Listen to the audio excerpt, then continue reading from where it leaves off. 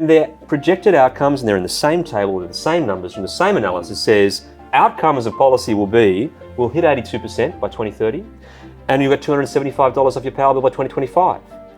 Well, guess what? It's 2025 right now, and this $275 number is the absolute laughingstock of the policy debate in Australia, and yet its twin, its sibling, that has no better analysis behind it than the same people in the same report, has been elevated to become essentially the cornerstone of our most important planning document. So this is our scientists taking a cue of their read of the politics to basically flavour the cost that they give us. And that, in my mind, is the perfect inverse of what we expect our scientists to do.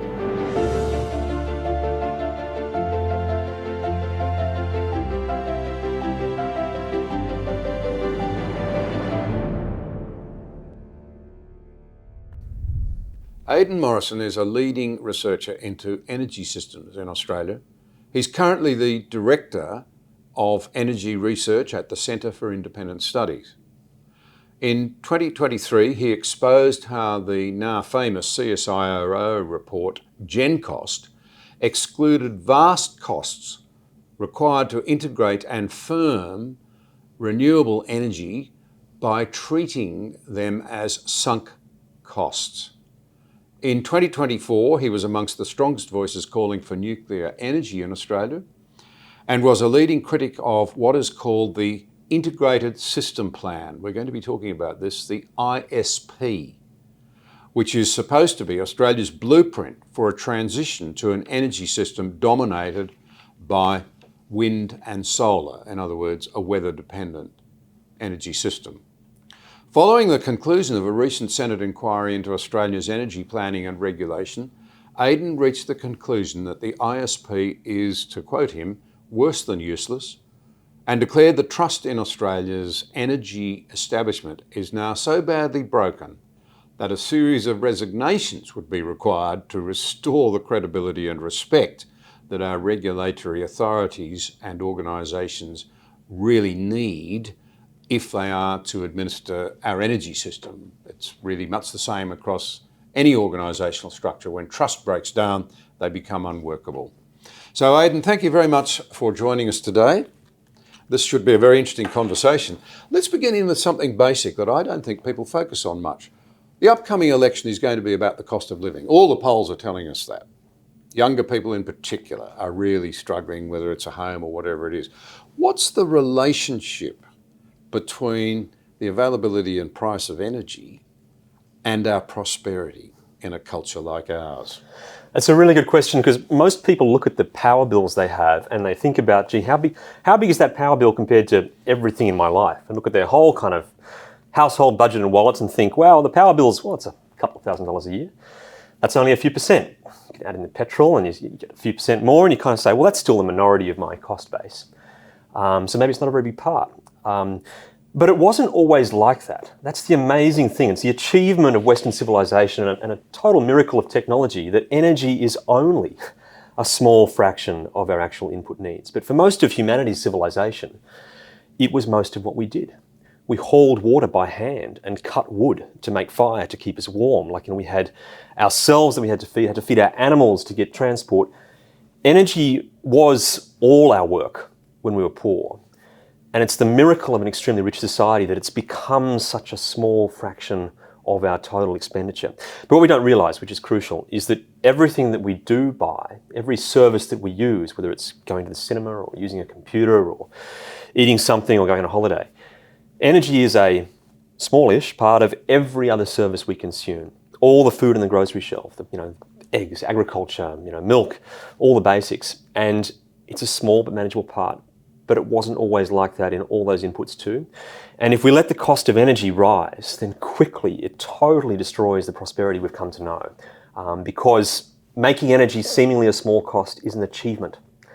But it's so delicate and it's so easily disrupted. If those costs grow, we would simply lose huge amounts of the services and goods that we currently enjoy. So it's absolutely critical. Costs are low today, but they weren't always. They used to be massive, and life then made us poor. Isn't there another aspect of this that everybody's missing? And it seems the experts and the academics, the politicians as well, speaking partly as a farmer, it's the opportunity costs to the economy over and above your power bill of losing industries. Germany is has been an industrial powerhouse. Motor cars, technology, everything you could possibly think of. No one's done it much better than the Germans. They've lost control of their energy costs. Now they're losing their industry. So it's not just the cost of your power bill or even what you pay at the grocery shop. We're going to lose Tomago, the biggest smelter in Australia. It's 10% of New South Wales's power loss. Yes. Another manufacturing sector gone. That's right. We're not counting the cost of losing manufacturing, which, as we've seen in California, for example, in America, clearly hollows out the middle class. Absolutely, yeah. It destroys prosperity and hollows out the middle class. That's right. I mean, any type of industry, and manufacturing in particular, I mean, it is about basically getting machines to do something for us, to make our life easier, to produce something. It necessarily is about, like, improving human life is meaning that we'll have to do less with our own hands to get some nice good or product or the cup of coffee, the glass. I mean, making stuff is about getting things that we don't have to physically work for ourselves. So as soon as the energy costs go up, Germany is the perfect example of that. Like, those industries which are doing that to the nth degree, which is how much energy can we put into some finished product or some manufactured good that improves our lives. The energy costs only have to move a little way up.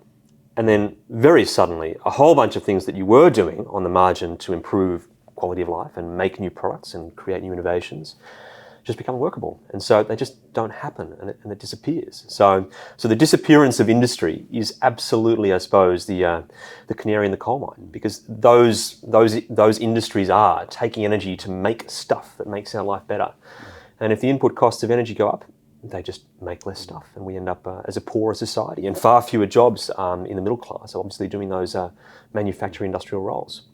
Another way of illustrating this would be to say everybody's focused on the price of power. Actually, there's something that's even more important than the price of power. It's having the power. If power becomes unreliable or not able to be accessed all the time, you kill industry, and that kills economies. That's right. We've grown up in this situation where the reliability of power is something we take for granted.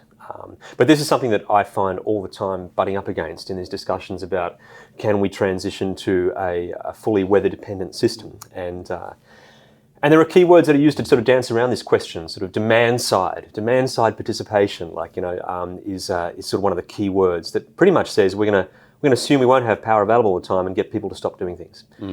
And so it's a hot afternoon, but turn your air conditioners off. Exactly that sort of thing. Can you not run the dishwasher or whatever else? Yeah. That's for society, but for industry, all right. And this is the crazy thing. There's a whole bunch of industrial processes, etc. You can't just dial it down a little bit, or just put it on pause for half an hour, or it's far worse than that. And so you end up with a situation where the reliability of energy is just an absolute killer for the productive nature of the society that we currently have. Before we come to electricity, because everybody's focused on electricity, we need to realise it's, 37% of our emissions at the moment. The rest is in things like, I'm a farmer, it's agriculture, it's transport, it's a whole range of other things that we do. Now, to give you an illustration of how dependent we've become on affordable, available energy in agriculture, it is largely what has driven something that's quite staggering. If you go back to 1900, half of the people who worked in Australia worked in primary industries. That's right, yeah. Half. Today, it's probably not 1.5%. Yes, a few percent. Literally. Right. And yet we feed Australia's population and 3 or 4 times Australia's population around the rest of the world. That's right. It's all done with affordable energy. That's right. But it's a significant emitter, and we haven't even started to talk about it. Yep. In fact, you could go to 100% renewable energy, no emissions, we'll come to this later, if such a thing existed, and you've still got at least 60% of Australia's emissions to be dealt with, and no one's talking about what that might look like. That's exactly right. So the electricity part, that's the easy bit. Yeah. That's unfortunate. That's why we're starting there. But that in my mind is a crucial anchor, a kind of pivot point about what do we really think is possible? There's no point setting a target that is totally impossible, because if we break the bank if we send ourselves bankrupt trying to decarbonise the electricity sector, which, as you point out, is not even half the total emissions, what do we think is going to happen when we turn around and try to do the rest of it? We should be setting ourselves limits for the cost of electricity that say this can't break the bank. This should not ruffle too many feathers with household budgets, because what's coming after that is trying to decarbonise agriculture, trying to decarbonise transport, international shipping, global cold chains, cement, concrete, plastics, fertilisers, plastics. Like everything after electricity is far, far harder than the electricity bit. So I don't think there is any point in us trying to exhaust the political capital that we have on the electricity sector alone, because we'd only get to 40%. And then we'd have 60% of emissions to deal with, and whatever comes after that will necessarily be much harder. So we should try to find ways that look affordable to decarbonise the electricity sector, because otherwise we're just kidding ourselves. Okay, so let's just to frame this a little bit more, I'd be interested in your perspectives. My own personal one is, I'm not a climate change denier, and I'm all in favour of saying where it makes sense, let's find better ways of doing things. As a farmer, I'm actually worried about the amount of, or the dependence we have on diesel and on fossil fuels for making fertiliser. Yes. And if we lose those things, we will drive countless, hundreds of millions of people back into poverty. Yes. And that'll be an environmental and humanitarian disaster. So we've got to think this through, yes, and avoid what you've just alluded to, the dishonesty that is at the heart of so much of this debate. Let me start with the whopper. How much longer can people go on saying things like renewables are free, the wind and the sun don't send you a bill? How much longer can we go on? I mean, is it true that the simple reality is that globally, the higher an economy has moved towards dependence on weather-dependent technology, the higher their electricity prices? Yes. There's a little bit of variation in that, but the trend is absolutely clear. No one has got to very, very high levels of dependence on wind and solar without having amongst the highest electricity prices in their region. You know, look at Denmark, look at California, look at Germany. Like, you know, the places that are a few steps ahead of us, they don't have low electricity prices. They definitely have high electricity prices, and it comes down to something very, very fundamental, which is that we can't control the weather. It's no good having energy in abundance if it's wild energy that comes in rushes and gushes splashed all over the landscape. I mean, energy is everywhere. There's no question about energy being in short supply. It's everywhere. But sometimes it's dangerous. Like a storm is lots of energy, but it's not in a place that is going to help you. It's potentially risky.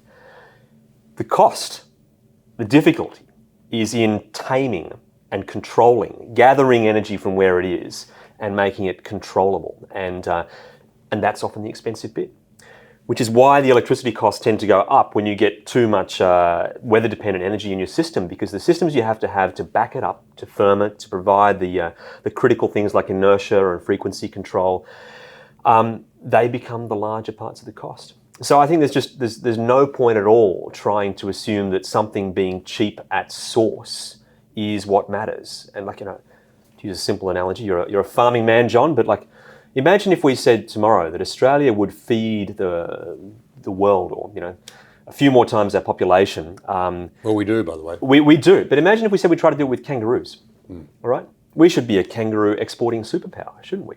But even though kangaroos are abundance, they are wild and uncontrolled, and they can be cheap if you're in the right area and you're there with a rifle and you want to eat it that night. But to get wild, unharnessed things to become available, ready, at a high quality, on demand, on the shelf, we still farm the animals that we can put in fences and have in a productive, controlled fashion. And it's that controlling of energy that is the expensive bit. So we'll never get there with boundless plains of energy coming in smatterings and splurges across the landscape. It's about harnessing it, and it's the concentrated fuels that make it controllable, that leads us to being able to use machines in steady states, produce it where we need it, produce when we need it. That's the key to a low-cost system. Nothing around the world has proven anything otherwise. Why is it that there seems to be a view in Australia that we can do what other countries haven't been able to do. Yeah. I've always thought the Germans were very clever people, but they haven't been able to do it. They are in, I don't know whether our listeners are all aware of this, but the German economy, the strongest in Europe, Yes. the best performing for many years, an industrial powerhouse, unemployment rising rapidly, massive political dissatisfaction and restlessness because of the impact that the policies on energy basically are having.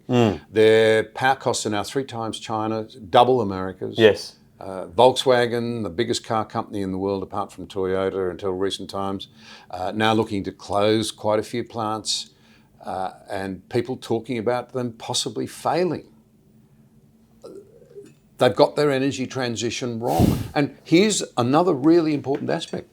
Unlike us, an island continent, when they run short, they can bring in nuclear power, interestingly enough, from France. That's right. Or hydropower from Norway. That's right, yes. Which drives up the power prices in France and Norway, so they don't like it very much. No one's happy. Why do we think we're cleverer? What is it that's got into the Australian psyche that thinks we can do what other countries haven't been able to do?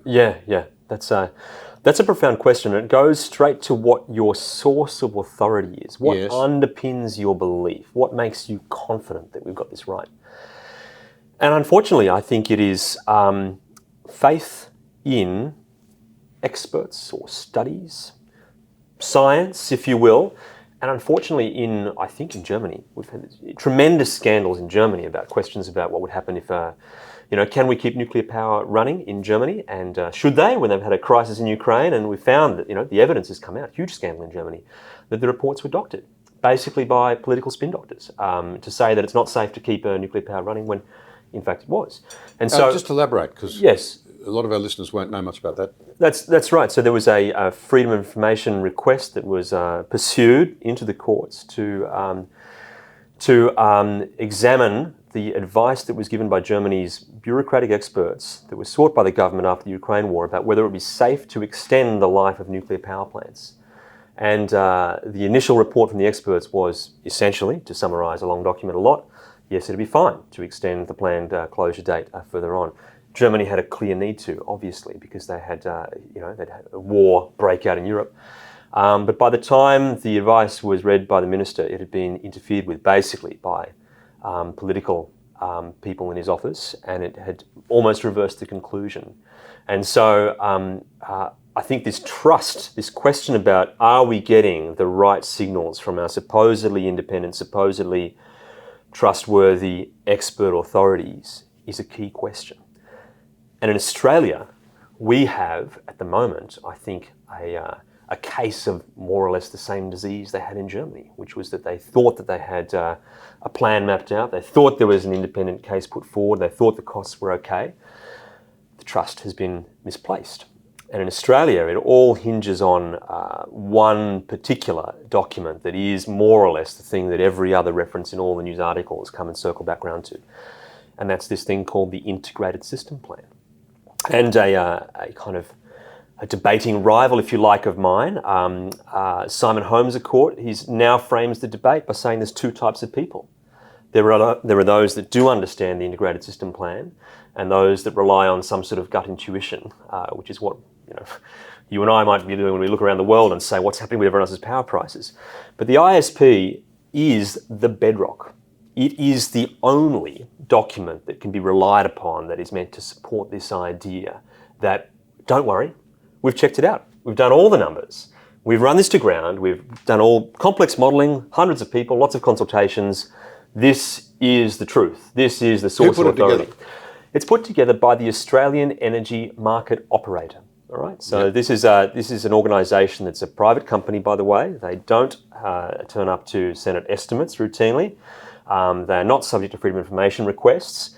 They're a not-for-profit company, and the ministers own 60% of this company, and industry, often heavily invested in renewables, own the remaining 40%. The ministers act on behalf of the people. They're accountable to the Parliament. Well, they should be accountable to the Parliament, and we'll absolutely get to this. To whom is the ISP accountable? I suspect most people won't have heard the term. Perhaps if they're listening to this, it might be the first time they've come across it. Who holds it to account? Yeah, that's an important question. Look, it's meant to be independent, And there are processes that are set up in the statutes and the rules that are created to try to make sure that it serves its proper purpose. But at the moment, I'm terribly worried because those proper processes have not been followed and not taken place. In particular, there was a rule written down that said the Australian Energy Market Commission. Right? This is the organisation that writes the rules. Gosh, there's enough bodies in this, aren't there? There absolutely are. So there's the enforcement agency there called the regulator. There's the market operator. They run the market, obviously. But the Market Commission, they write the rules. And they have, in a way, the most high and important responsibility to be independent and look after the long-term interest of energy consumers. They're meant to be doing their statutory review right now. Right? That was written into the rules. After a few years, we would have the Market Commission go and do a proper big review. And the one thing I will say that's very good about the Market Commission, their reviews for their rule change processes, extremely transparent, thorough, multiple stages, call for all the stakeholders to write in, summarise the results, a first cut, more consultations, a final decision. So that's the kind of review mechanism that we should be having, and it should be happening as we speak right at the moment.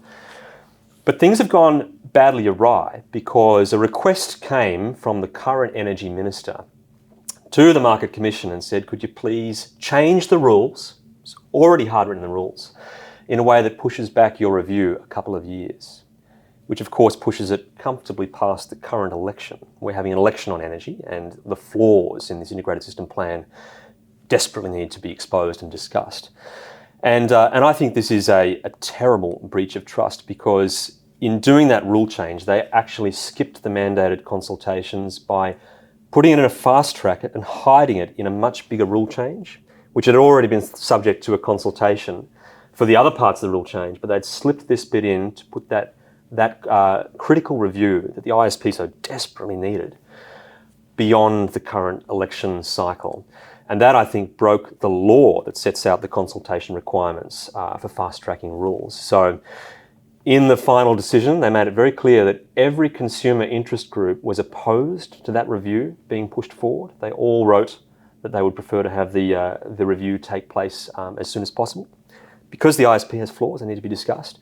But instead, the Market Commission sided with the networks lobby, who are very happy with all the transmission towers being built, and the regulator and the market operator that seem to be operating again in a way that protects the current narrative and doesn't want to expose the deep flaws. And so I think that is a shocking situation when the review mechanisms and the accountability mechanisms that's meant to go out to everyone, to any stakeholders to critically review, that has been deferred. And it looks like the Market Commission, who should be serving the consumers, the long-term interest of consumers, have breached their responsibility under law to consult on that properly and done what appears to be a favour for the Minister of the day, who wanted to have his own review, which has been buried and kept out of sight for this whole year, be a substitute for the proper, transparent review that the Market Commission would have run. So at the moment, I'm terribly worried. That's why I think it's such an extreme situation.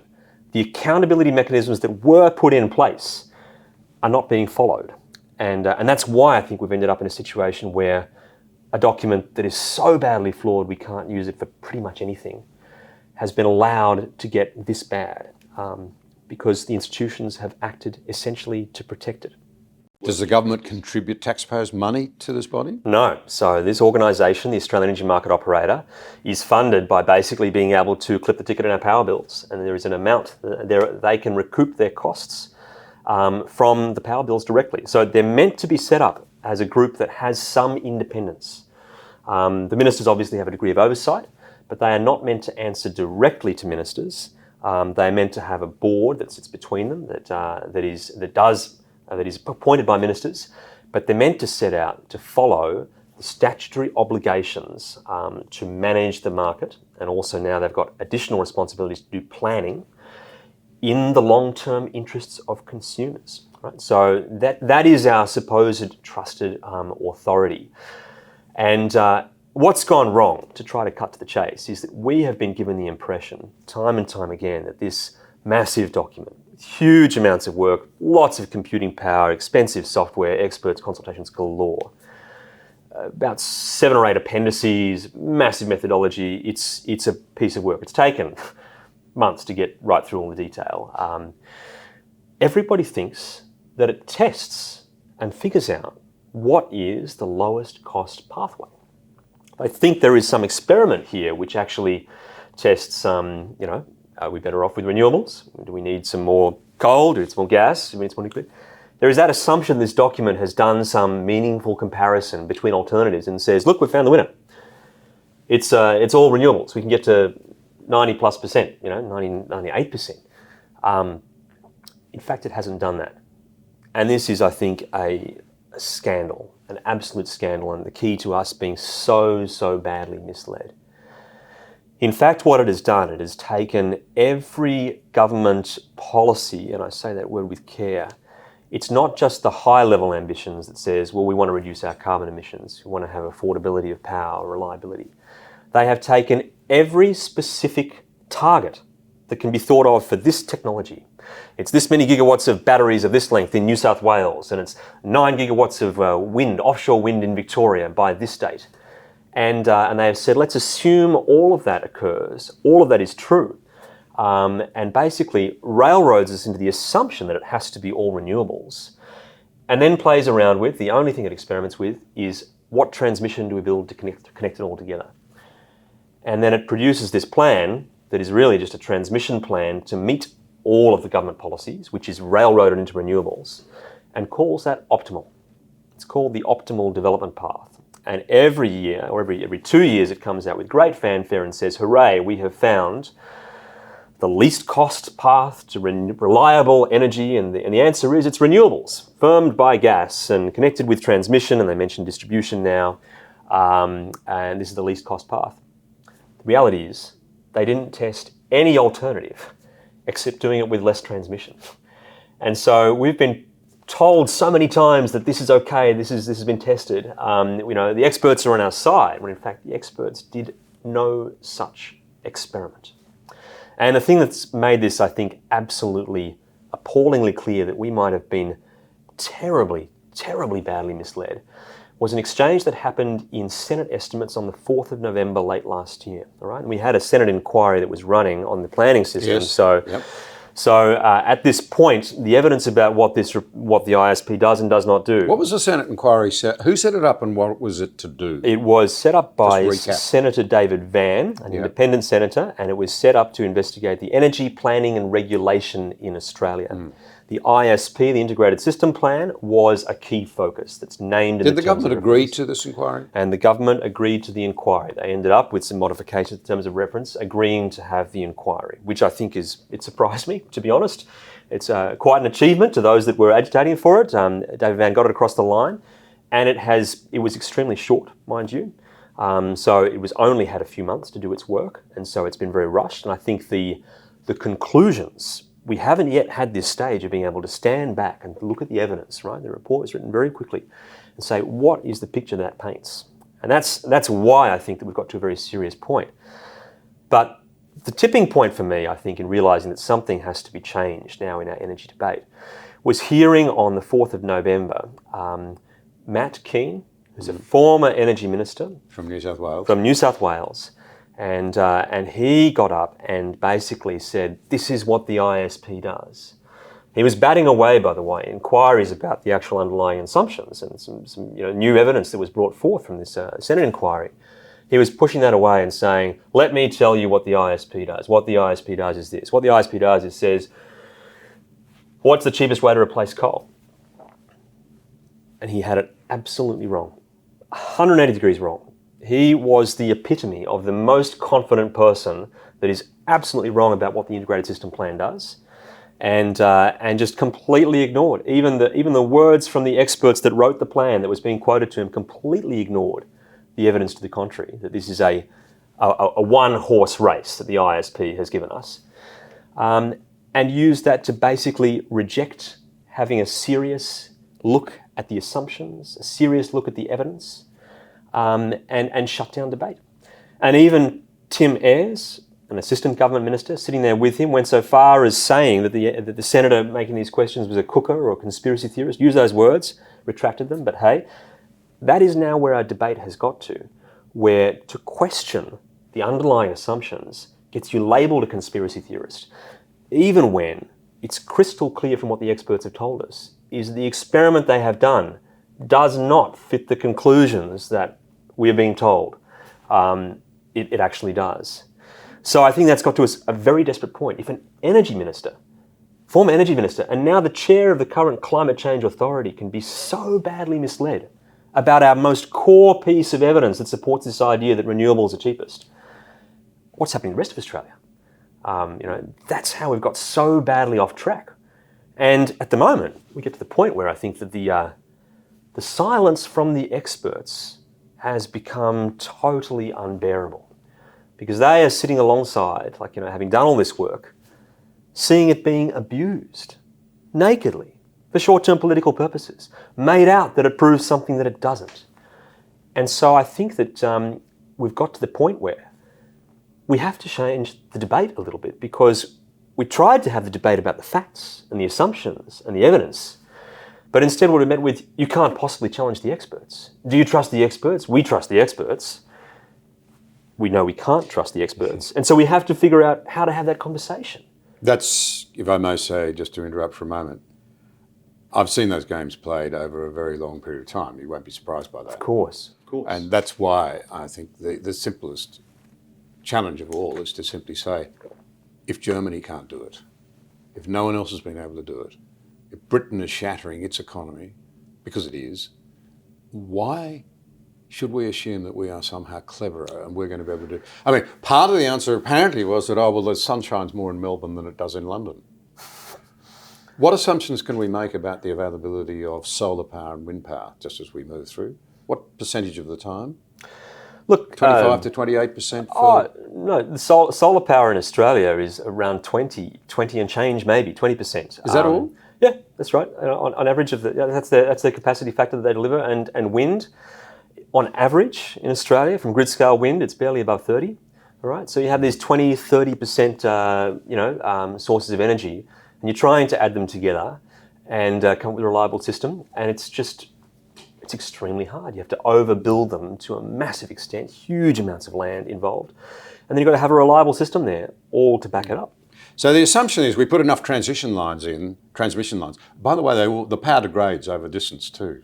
Somewhat, yes. That's right, a little bit, yep. But we connect the whole place up with power lines everywhere on the basis that the sun will always be shining somewhere. Or the wind will be blowing somewhere. That's right. I think it's a silly proposition, and in particular, then we firm it with. Well, this is one of the really interesting aspects that I must say I find personally very interesting. We're told we can't have gas; that's a horrendous fossil fuel. Even though chief scientists everywhere have said we can't do the transition without gas. I mean, who do we believe? The ABC consistently tells us we must respond to the science. Yes. All the leading scientists are saying we can't do it without gas. That's right. But at that point, the ABC and its fellow travellers just sort of say, well, we won't listen to the scientists on that one. How does this work? Look, it doesn't. This is a slow motion train wreck, and it's about to get a whole lot faster. I mean, it absolutely does not work. And the gas point is really worth highlighting, because it took a little while, and we've got there eventually, where the scientists, including the market operator, right, credit to them, have got to the point of saying, yes, we can't do without gas. In fact, we need more gas installed capacity to be able to provide that firming function. But there's a huge catch here, and this is, again, it comes to this kind of question about what have we been told, how possible is it?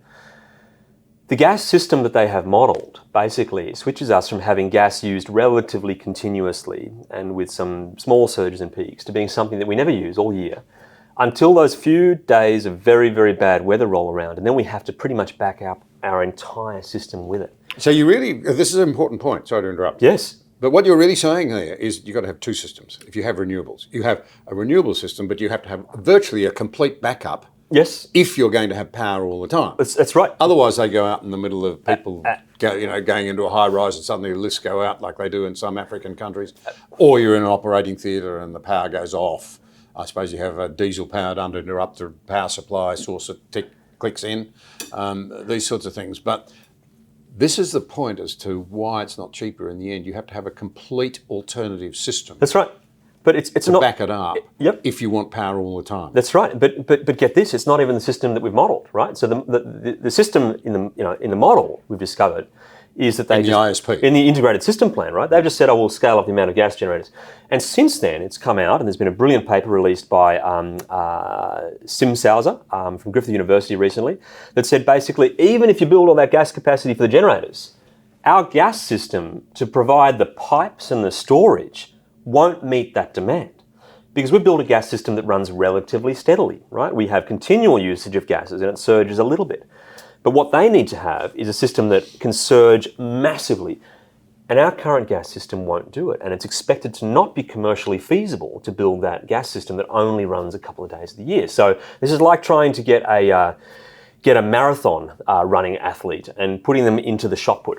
All right, you're trying to say something that's prepared for steady, continuous operations, all right, a lot of output, but relatively steadily, has to do some huge surge of energy, right, at some very short focus point. It's a totally different system. So we don't even have half the system we need. So it's not only the gas shortages, but we don't have the pipelines. Or the storage. That's right. So the system, and this is where I think the trust has been badly broken, is because I know that people in the industry have been calling this out for a long time. And in 2023, the government commissioned their own study, right? They commissioned a review of the integrated system plan.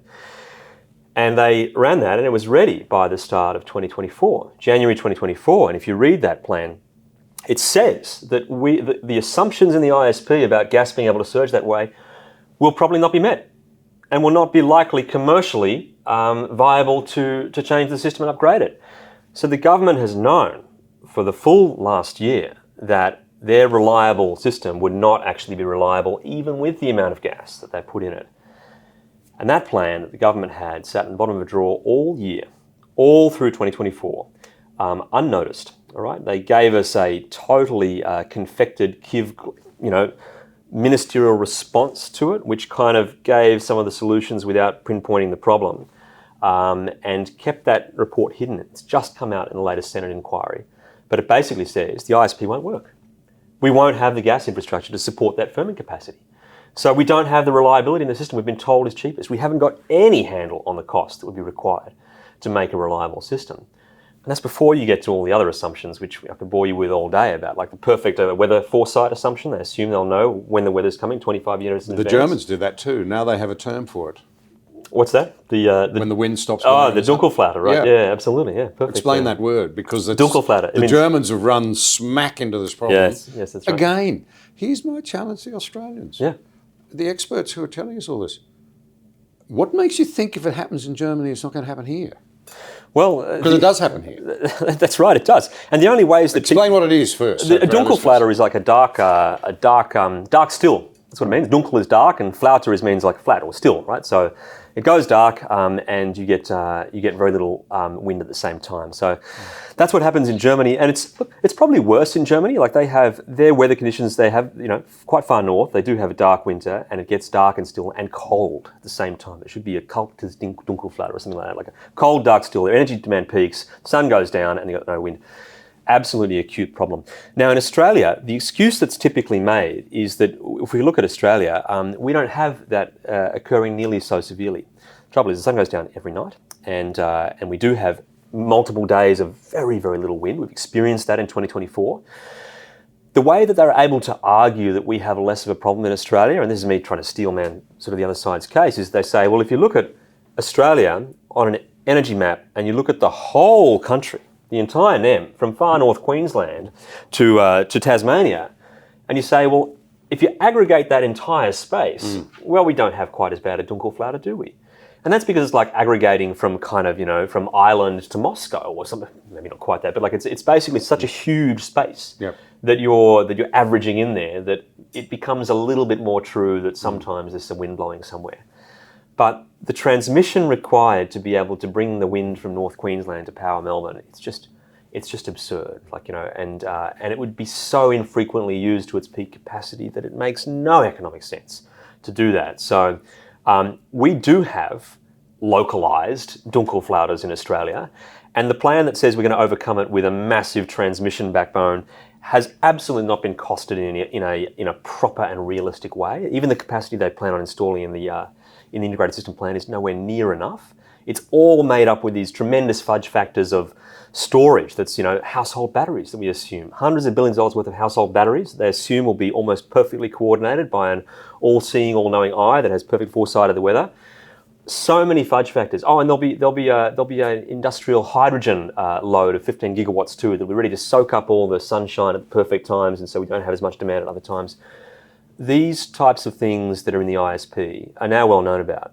They're absolutely fatal flaws, but they're papered over, and it takes so much scratching to really get a clear picture of it. But as I said, when you understand how bad the assumptions are, the ISP only serves to mislead us in this wrong direction, to believe that we can do what the Germans have proved we can't. Now, I had a highly educated, very sophisticated lady from a teal seat who votes teal say to me just recently, it's really just not a problem, we're exaggerating it, or we just solve it with batteries. Batteries will solve all this problem. Well, tell me about batteries. Yeah, batteries are... Look, they store energy, but their energy density is like... And by the way, the research shows that an incredible number of Australians think batteries generate electricity. I know, that's a problem. They simply store, and they give back a little bit than what they took in to charge them, right? So they're a net load to the grid, right? And this is a huge problem. Batteries store energy, but the amount of energy that they store compared to the cost that you have to actually... How much energy can they store? Well, I mean, we're losing Tomago, our biggest right. smelter in New South Wales. It's going to Canada, I Yeah. understand. Going to Canada. That sounds right. And they've got plenty of nuclear power there, right? And quite a bit of hydro as well. They've got the nice firm sources. So that's a massive Australian industry gone. Another interruption to our supply chain. Yep. It won't help global output of emissions. Not really. It's lost, Not at all. It's just jobs lost here. It's just moving elsewhere. It's just offshore. What sort of battery power would you need, or gas power? Gee. What would you need to keep that going? Because Good grief. presumably we've still got a few smelters and things left in Australia. we How do. long before we lose them all? We do. I mean, like the smelters that operate at hundreds of megawatts, if not something of the scale of a gigawatt, right? So Tomago uses something like 10% of New South Wales power, right? So we're talking about something on the order of a gigawatt, all right? But all the batteries we're building are on the order of a few hundred megawatt hours, right? So if you were to stack up all the batteries we plan on building in New South Wales, it would still only power Tomago for a couple of hours, maybe. That's what we're talking about. So it gets you a moment. It gets you a fleeting moment. It doesn't sustain this for kind of a full night. It's unimaginable that we have batteries for kind of keep it running overnight. And so it just is nowhere near the cost effectiveness to store that amount of energy. We're just an order of magnitude or two out.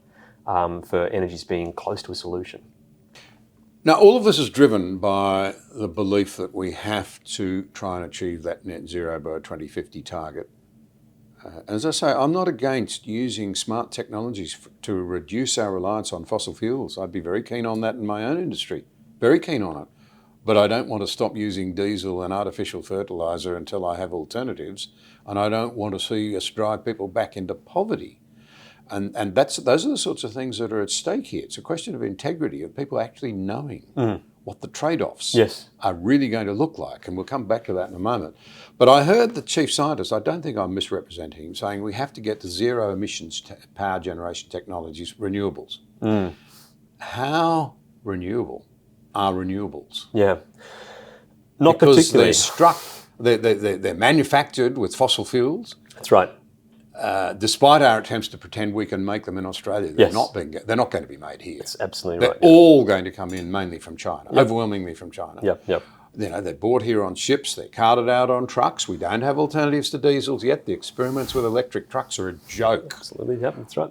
And then talk to me about the possibility of electric tractors. That's worse than a joke. It's not going to happen. We won't feed you if you try and push us into electric tractors. Absolutely right. It's not going to happen. That's right. So let's be real about some of these things.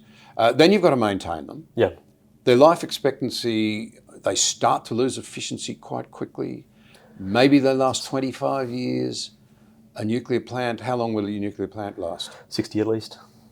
Can its life then be extended? Yep, generally yes. Yeah, we're looking at 80 to 100 years for American reactors that were built in the 70s and 80s, so it's quite possible. So over the life of a nuclear plant, we'll come to nuclear in a moment. Yeah. You're looking at replacing your turbines and your solar panels, say 3 times?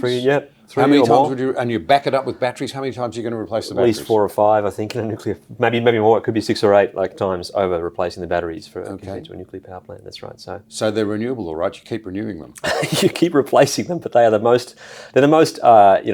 Complex kind of manufactured-y stuff that we can make, right? These extremely chemical-intensive batteries with lots of rare earths and acids and difficult chemistries in them, right? They're nothing like a kind of, like a slab of concrete or something like that you use for a regular building or the protect shielding for a nuclear reactor, right? This is highly manufactured stuff, and we need them in bulk, right? That's the inevitable requirement of so-called renewables, is that you have to catch this diffuse, dispersed, intermittent energy out around the landscape. So you need to build these vast swathes of solar panels or blades of wind turbines. And solar panels, again, they are extremely highly manufactured. They are, by definition, these fine layers of silicon with little bits of conductive material and different layers between them. So they're not some simple material. They're highly refined and manufactured. Lots of little bits of somewhat dangerous or difficult solvents and glues and conductors in there as well.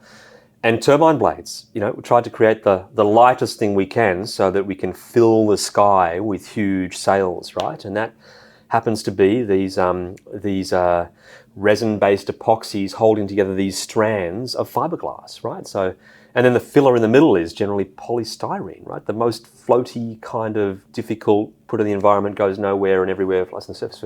It's horrible. This is our worst, most manufactured kind of plastic, chemical manufactured nightmare in a tremendous bulk, massive bulk, all across the landscape, right? So I don't think it's particularly renewable, and at the moment, our energy plan, the integrated system plan, it doesn't consider the energy cost and the carbon cost of manufacturing this stuff because it's manufactured overseas.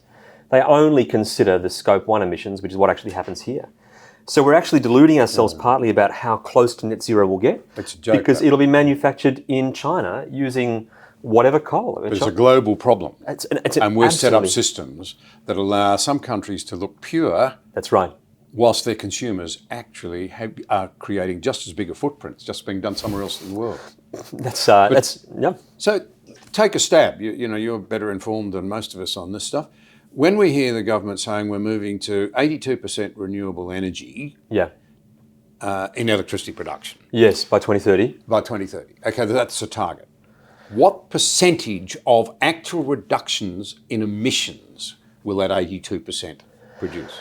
Look, if because people presume that it's 82% reduction in emissions, right? Yeah, that's right. Oh, look, I think it would.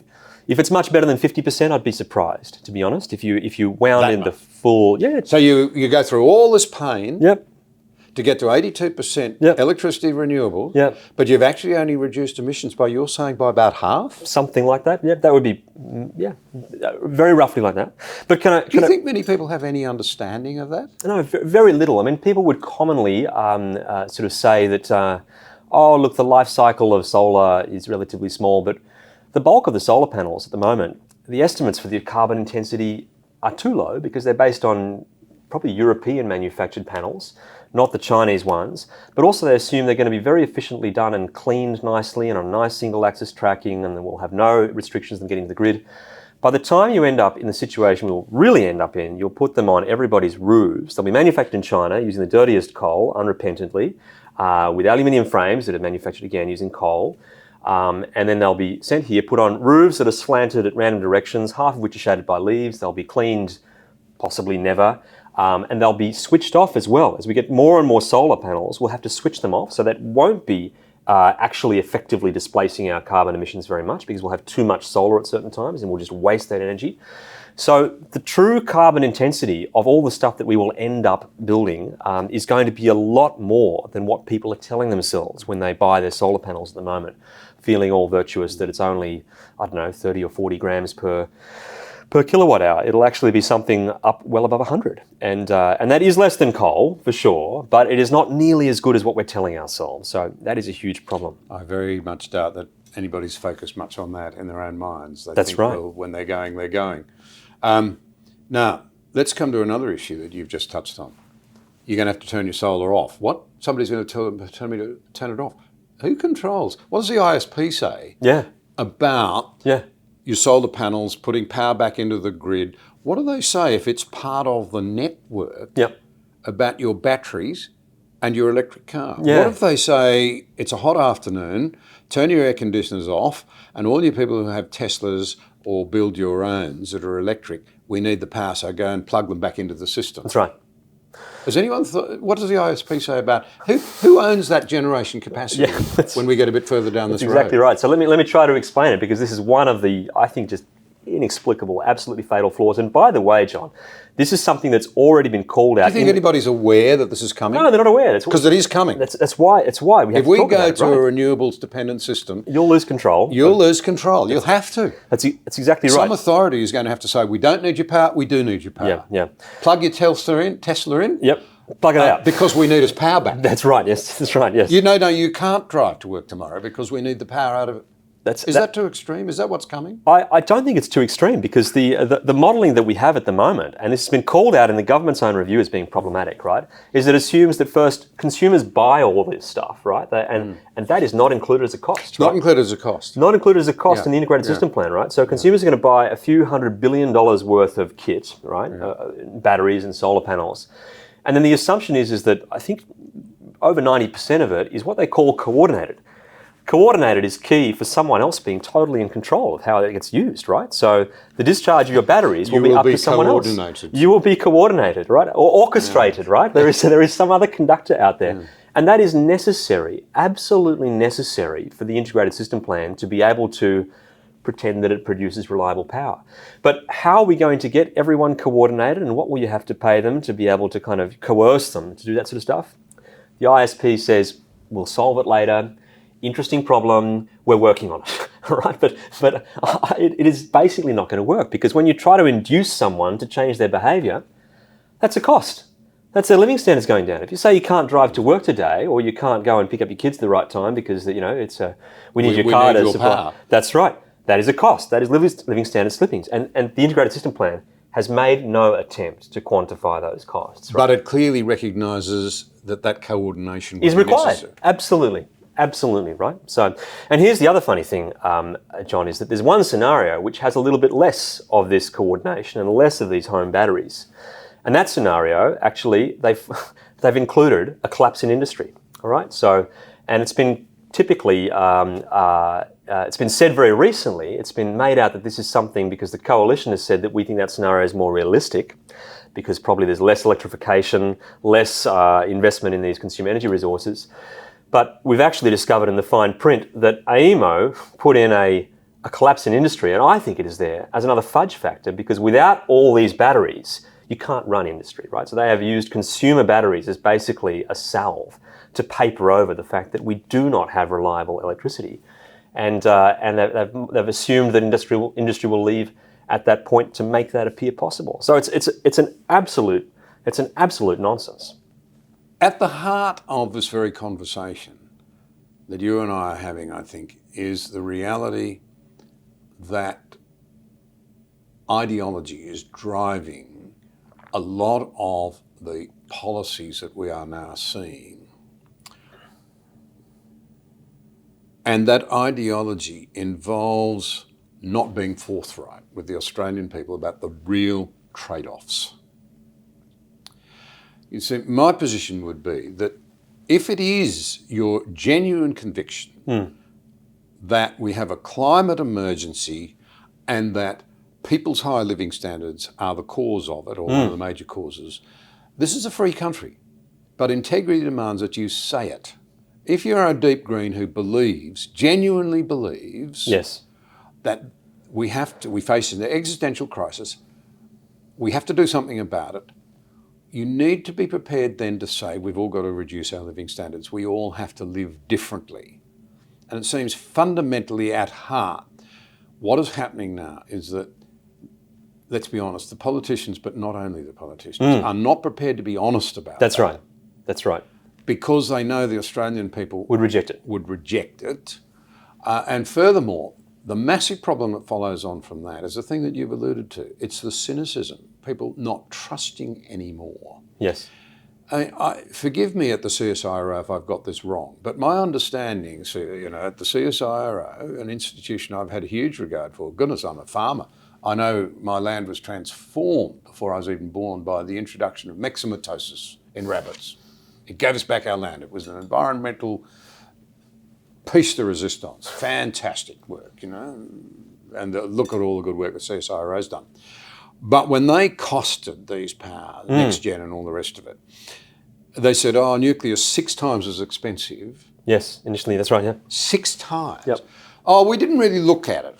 There was a 2017 request to look at a small nuclear reactor, right. Early stage development. Yeah. It looked horrendously expensive. Yeah. We'll go and have a look at it again. They cut it to 3 times. Yes. They cut it in half. Yep. But in that process, they seriously overestimated the lifespan of renewables, solar panels and turbines, and underestimated the likely efficient economic life of a nuclear power station. Yeah, yep. And I sit there and I think, what is the CSIRO doing getting into this mess? Yes.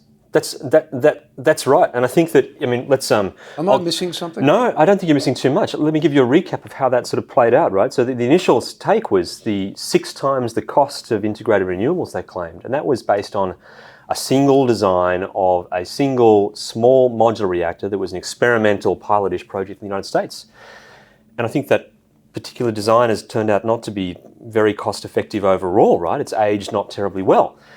But they only looked at that single one rather than looking at the host of nuclear power that's deployed around the world, right? Which is the largest scale established things, which is perfectly fine. And when challenged on what experts said that we couldn't have the large stuff, the proven stuff, they pointed to this previous event they held, some consultation, where they just thought that everyone in the room thought that small modular reactors were it, and they just didn't do the job we'd expect them to do as the independent science agency. And scratch and test that a little bit and say, well, does that really matter? And they've come out later and said, actually, it turns out we could have the large ones. And all of a sudden, the cost is down in half. What does this do to the trust, all right, the credibility that you have in these organisations? Again, the reasons given at the time, and there's a remarkable interview with Paul Graham, were that the opposition, the politicians were mostly talking about small modular reactors, and so we just therefore thought that was okay, we'll just look at that. We would expect surely that if we have an independent science agency, we should be expecting them to do the full sweep and do the proper comparisons and look at everything properly. Because this immediately leads to another question. Why do we think we're so much cleverer than anybody else? I think it's 19 of the 20 most sophisticated economies in the world are now ramping up nuclear. Britain and America have said, if we're to make progress on emissions, we have to go down the nuclear road. Australia, will you join us? Yes. And isn't a lot of this debate designed to try and avoid embarrassment on the obvious, which is that we ought to be giving serious consideration to nuclear? I think sadly it is, right? And this failure to provide a clear comparison, an honest comparison, so that the trade-offs can be considered, so that politicians can make clear their value judgments, right? Which is what the politician's job is to do, right? There should be some relatively trusted set of facts, but where a trade-off is required, the politicians should be saying, you know what, I think it is worth spending this much more to reduce carbon emissions, but not this much more, or whatever that trade-off is. Or if they believe they're a deep green, that it's worth anything, that we should deindustrialise to do this, they can make that claim. But it is appallingly bad, and I think, unfortunately, the CSIRO, they've given their own evidence about how non-objective they are. And to see the real crucial evidence... That's a big claim. What do you mean they've given their own evidence? They've given their own evidence. So in the case of coal, the real evidence is in what they've done to coal, right? And so here's the other thing. They've repeated exactly the same trick. For nuclear, right, we had that problem with a particular unproven, not yet built, single isolated type of design for the nuclear plants, and it turned out to be far higher cost. CSIRO is the only organisation I know anywhere that's trying to delude us and say that coal is not cheap, right? And how do they do that? They've done exactly the same trick. They have chosen not just a subcritical coal like we have in Australia, not supercritical coal, not advanced supercritical coal, but an advanced ultra supercritical coal of a temperature and pressure that has never been built anywhere in the world, right? They have cherry-picked an extreme case, an outlier for the cost of their coal plants, And they've also, said that we're just going to build one isolated plant in a new greenfield site with new railways to new mines, and sort of literally concocted a situation where coal appears cheaper, where there is no doubt, I think, in my mind, that any serious analysis says if we want the cheapest electricity, you'd build coal or refurbish coal. You put it right next to the existing stations and the existing mines. That would provide electricity at, I think, probably half the best, most optimistic costs of integrated renewables. Probably still less than nuclear. I think that is the case. I think the nuclear looks very promising in the long term. They have very long life, but in the short term, coal is frightfully cheap. For all its sins, which we should be honest about, it does have high emissions. It is extremely cheap, and so CSIRO's only justification, their only justification for saying that we should choose some not yet ever built before anywhere in the world coal plant for their basis for the coal costs, is they think that would be more politically feasible right now, okay? So this is our scientists taking a cue of their read of the politics to basically flavour the cost that they give us. And that, in my mind, is the perfect inverse of what we expect our scientists to do. We ask them, and in fact, they state it themselves, it's meant to be a technology and policy neutral cost estimate. So again, we have this assumption that sort of trying to bake the flavour of the day, the politics, which is that we would do anything to reduce carbon emissions. And they've cherry-picked a coal plant that has never been built before because it's so experimental and bleeding edge to base their costs on for what coal would cost in Australia. And I just can't look at them seriously and say, do you honestly think we're meant to believe you and trust you? Of course coal is cheapest, right? Just tell us the honest answer. And then we can see clearly what the trade-offs are to get to the nearest low-carbon solutions. And we can weigh that up and have that debate. But unfortunately, it has come to that, where you have to look at what has been done in the detail and you say, this does not look like genuine best effort for a policy and technology neutral cost assessment. The astute will have noticed that the Labor Party no longer officially raises concerns about the safety of nuclear. They can't. They're committed to AUKUS. That's right. We're going to have nuclear-powered submarines. Yep. So we're clever enough and we're smart enough to know that it's an advanced technology that we need for our safety. Yes. For our future security. Yes. That we need not fear that it's excessively dangerous. That's right. However, that pushes them into an awkward conundrum. How do you demonise nuclear? Well, you do it partly on the basis of cost, and to which I would say, well, let's start with this assumption. With high renewable penetration, the international experience tells you the only way it can work in terms of affordability and reliability is if it's backed up by hydro and or nuclear. They're the only countries that have high levels of, as I understand it, of renewables and still reliable and affordable power. It's got to be backed up by hydro and nuclear, which, by the way, are the only truly, really low emissions power sources. They're the only ones. Can you think of any others? Look, that's... Because renewables are not as emissions-free as people think they are. Not as emissions-free as people think. That's nothing like it. That's absolutely right. But I mean, so nuclear or hydro. So, I mean, you can still use whatever fuel that you want. That's a controllable, dispatchable thing to back it up. But the only carbon-free ones, as you point out, are nuclear and hydro. That's absolutely right. But take, for example, like Denmark, right? So Denmark is one of the countries that's a bit ahead of us. They've got quite a bit of wind. And they, I think they're probably up around 60%, something like that, overall, the average of their grid at the moment. But they depend on basically being highly interconnected, not only north to Scandinavia, where they get hydro and nuclear power, but also south to Germany, where they can burn coal, right? So Germany still has a lot of coal, and because Denmark is such a small country, right? They're a pimple on the arse of this big, hulk of a country that has so much firm power capacity. Germany still has that coal there, right? They've got those power stations back running. Denmark has got an easier ride than anyone else will, particularly. Yeah, we don't have that option. We can't bring power in from New Zealand or Papua New Guinea. It's not going to happen. That's absolutely right. And what's even crazier about Denmark is that they have got most of their heating taken care of by burning wood. Right? They import wood from the Baltic states to basically manage their heating load through quite a remarkable pipe ducted heating system through their cities, right? So they have heating, but they depend on that for wood. But what happens in Melbourne, right? Like when we have a coolish winter, people currently use gas.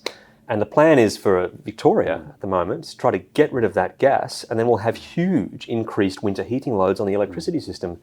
There is no precedent globally for trying to switch off all your heating systems and electrify them, and then also simultaneously transition to renewables. Denmark has not done that at all.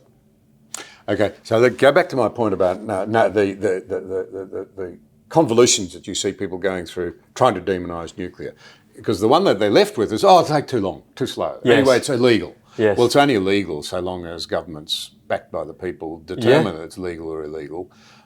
You know, if we have a logical debate about this, I'm sure that could be sorted out like that. That's right. Very quickly. Timing. Now, that's an interesting one. Yes. Firstly, they're assuming, no, we're on this track and we're going to get to net zero by 2050. Can I say, I'm a bloke from the bush and I live with realities. Yeah. There's a snowflake's chance in hell of us getting to net zero with current technologies by 2050. It's not going to happen.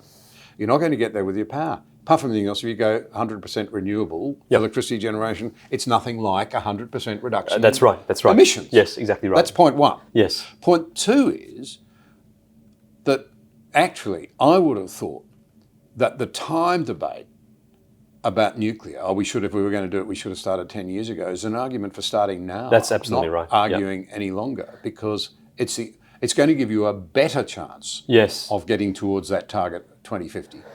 Just in pure technology terms than anything else.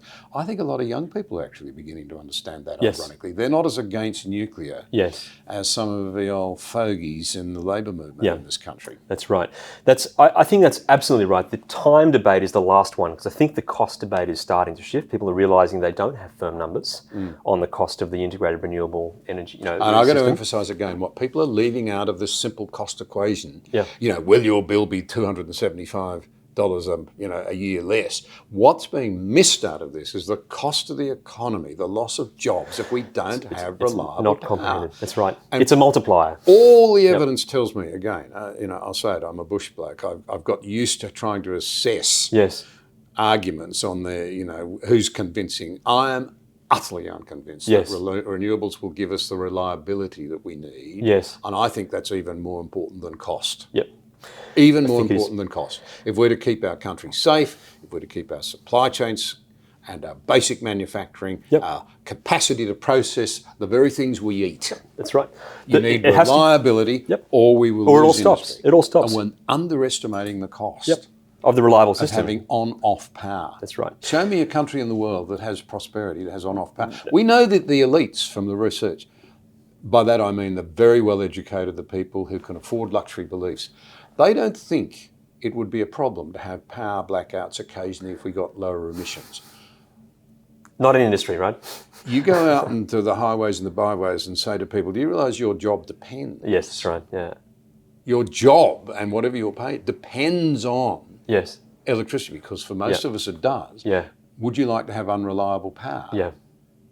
Because it'll mean your jobs go. They're going to come up with a very different answer. They're going to say, no, that's not acceptable. That's exactly right. John, can I go back to this timing question? Because you've hit the nail on the head. This is the last argument that people come up with, is that nuclear it'll take 10 or 15 years. It might take, worst case, 20. I think the government is sitting on evidence from private contractors, trustworthy companies from other parts of the world. I think it can be done better. Who can say what we've done in the Middle East. That's right, but that's not the question in my mind. I'm thinking of the Middle East where KEPCO from Korea, 70% of the power generated in South Korea, which is a very sophisticated country. Yes. We buy a lot of their products. Yes, that's right. Yep. They're good at it. Yep. It all depends on electricity. 70% of it provided by KEPCO. And my understanding is they actually were asked to build some plants from, go to woe in the Middle East, and did it in remarkably short time at a very high standard. That's right. The evidence that I think came out in one of the recent inquiries in Australia is that about, I think, under 600. No, sorry, I won't quote the number because I might not have it right, but it was faster than what they did it in the Middle East. They had the plants ready, and there was some extra delays that were essentially making sure that the operators were ready to kick off with their own trained workforce of their own choosing.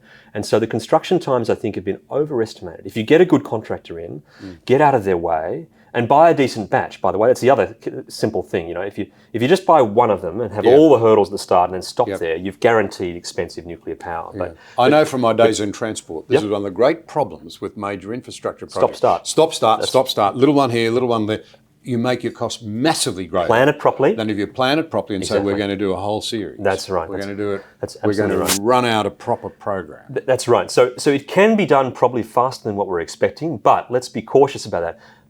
The real problem is in the timing argument is that everybody has got used to a false baseline, okay? And again, this comes down to what we expect, what we've been told about how fast this renewable energy transition will actually take place.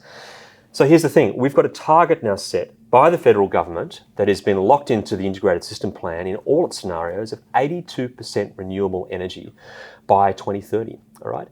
And that target, that requires us more than doubling the amount of renewable energy. We've got to add something like, I think I looked at about 80 gigawatts of generation and storage capacity to get there in the next 5 years now, right? So this is completely impossible. And the question is where does that number come from? Where does this 82% renewable energy target come from? Well, it came from the same place that $275 came from, that promise that was going to come off your power bill. This was not something that's independently determined by the experts. It was from a commissioned report from the Labor Party before they won office. The most reliable research ever undertaken by anybody, according to the now Prime Minister. Well, that's what he said about it. This is the Reputex report, right? And and it was meant to be a projected outcome of policy. It wasn't the policy. They said, we're going to adopt the policy of basically giving some cheaper capital to build transmission. And if we do that, it's called Rewiring Australia, right? So if we do that rewiring policy, then the industry will follow on and will build it this fast, right? And their projected outcomes, and they're in the same table with the same numbers from the same analysis, says outcomes of policy will be, we'll hit 82% by 2030, and you've got $275 off your power bill by 2025. Well, guess what? It's 2025 right now, and this $275 number is the absolute laughingstock of the policy debate in Australia, and yet its twin, its sibling, that has no better analysis behind it than the same people in the same report, has been elevated to become essentially the cornerstone of our most important planning document. Now the integrated system plan does not consider any scenario where that is not met, not achieved, right? So we've basically totally divorced our regulatory planning process from reality because we know we can't hit that target. It's got nothing credible behind it. And the thing that I think has really changed in my mind the debate and why we need to re-ask the question about what are our experts doing is this decision to put 82% as a binding constraint where all our modelling assumes this impossible target will be reached. We'd been told in all the consultation processes for over a year that the market operator had their hands tied. The rules bound them to actually to say you have to consider government policy and therefore we couldn't possibly include an alternative baseline or do any other scenario.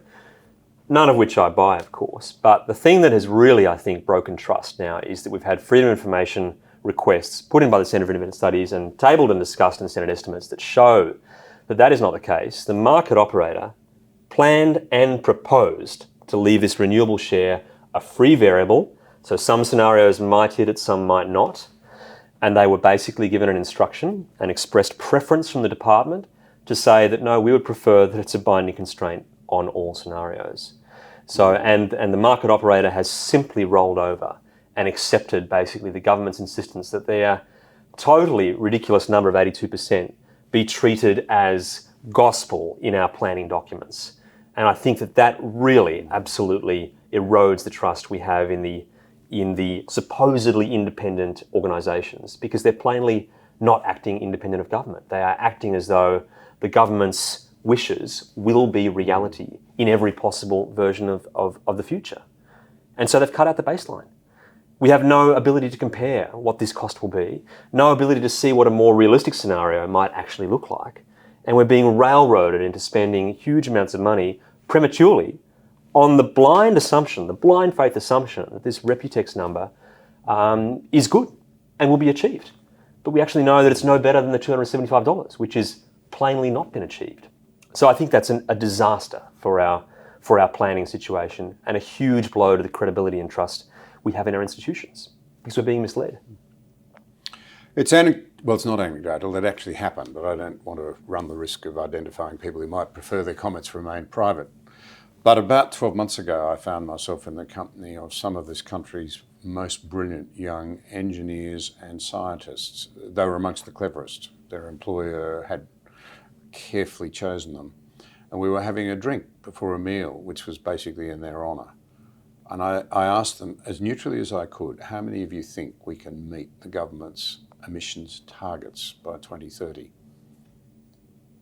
Every single one of them said, not a chance. Not a chance. Scientists and engineers.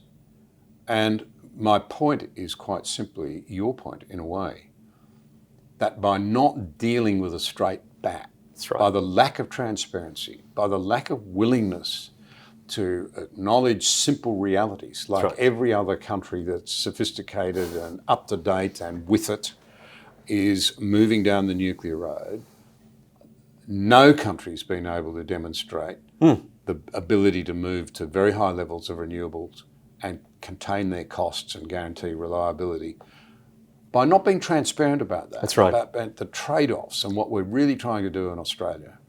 You're actually creating this almost parallel universe where people just sort of smugly, well, sorry, not smugly, that's the wrong word, just sort of, in a spirit of resignation, say, oh, what the heck, I can't influence it, nobody's going to deal with me straight. Yeah. And so there's no point making a noise. Meanwhile, we're headed for a train crash. That's right. When all hell will break over the politicians' heads because they didn't deal honestly with us. That's right, yeah. That is actually how I actually see it at the moment. And it saddens me greatly. You can't get good public policy out of a dishonest debate. And we're not having an honest debate about energy. That's exactly right. But I would go one step further and say that to fix this situation, to have any step in restoring faith, the experts, the people that we think are slightly independent of the politicians, right, that the politicians are leaning on, they have to step up and do something that will restore trust in their degree of competence and excellence and independence, right? This doesn't have to happen, by the way. You can just have continual erosion of trust in any public institutions and science, right? No, you where can't, people, because ultimately everything collapses. it The breakdown of trust is one of the great threats. It's a huge threat, Western democracies but it is as well. not guaranteed that we'll avoid it, though, right? So you No, have to take it that's true. seriously, right? So when you have these situations where it seems that public institutions are taking their cues directly to protect, basically, to insulate totally fantastic and untested policy, they're thought bubbles. And they turn out to be brain farts, right? But they are locked into our planning documents in such a way that it's not permitted to be questioned whether it would occur and is viable, right? So this kind of behaviour, I think it needs to be called out from the top of the institutions themselves, that they have done something that is eroded their own trust. And that's why I've said the ISP, at the moment, there is nothing in that document that I think anyone can cite and say, oh, it's good for proving this point. Timetable for coal closures? No, it's driven by the 82%. How much renewables we'll have in 2035? That's driven by the 82%. When we might have nuclear, there's no reference there that checks out. How much carbon we're going to save? That doesn't check out either. You've lost the scope 1 emissions. There is literally nothing in the integrated system plan that anyone can say about it now and say, oh yeah, this is done properly, this is credible, this might be true or have made the right comparisons. And so I just think that it's got to that crazy point where I'm tired of kind of banging, whack-a-mole every person that says anything about the ISP and says it doesn't support that, it can't be used for this is not trustworthy, that's got a stupid assumption that no one will defend anymore. It needs to be torn up by the experts themselves and say, sorry, this is not fit for purpose. It has been used for the wrong purpose. If they want to have and restore the trust that they are doing something that's credible, they need to own the fact that the government has now overly influenced this and it is not meeting the standard of a proper fit-for-purpose objective analysis. That's the only way I think that we can get to the point where we restore trust in the institutions, that they are doing something trustworthy, that they have maintained independence, that they have done their expert best to test and compare all the things. So it's a desperate and dire situation, but I just can't see how it happens now without people inside these institutions acknowledging what's gone wrong, and it will mean there'll have to be resignations. Well, there's a challenge, and a good challenge to end on. Indeed. Thanks so Aidan, much, thanks. John. Thank you.